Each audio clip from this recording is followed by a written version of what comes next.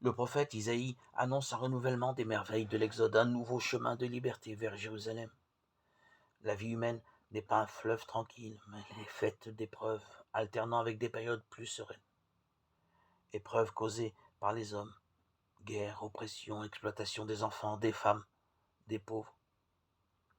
Expériences causées aussi par le péché de chacun, qui peut avoir pour conséquence des maladies ou du mal-être.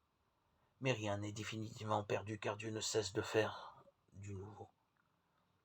Ainsi, dans le cas de la femme adultère, les hommes la condamnent. Mais le Fils de Dieu, lui qui est sans péché, ne la condamne pas, il la renvoie libre. Il lui donne une nouvelle chance, il lui fait confiance en lui demandant seulement de ne plus pécher. Le chrétien est un pécheur pardonné. Ce pardon de Dieu lui a été donné radicalement lors de son baptême, qui est participation à la mort et à la résurrection du Christ. Dès lors, au cours de sa vie, il pourra interpréter ces épreuves comme une communion aux souffrances du Christ en sa passion, et grâce à sa foi éprouver déjà la puissance de la résurrection du Christ. Comme l'apôtre Paul, il pourra oublier ce qui est en arrière et lancer vers l'avant, courir vers le but auquel nous destine le Père dans sa bonté au-delà même de la mort physique.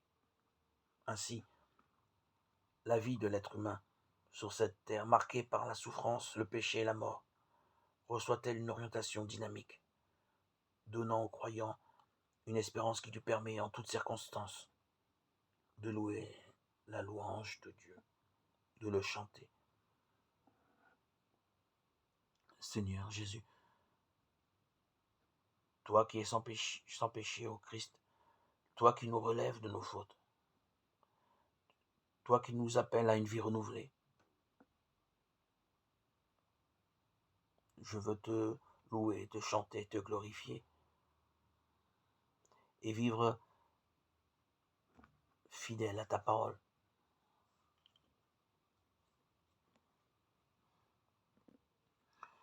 Imiter avec joie ta charité, toi qui as donné ta vie par amour pour le monde. Revenir à toi de tout mon cœur, car tu es tendre et miséricordieux.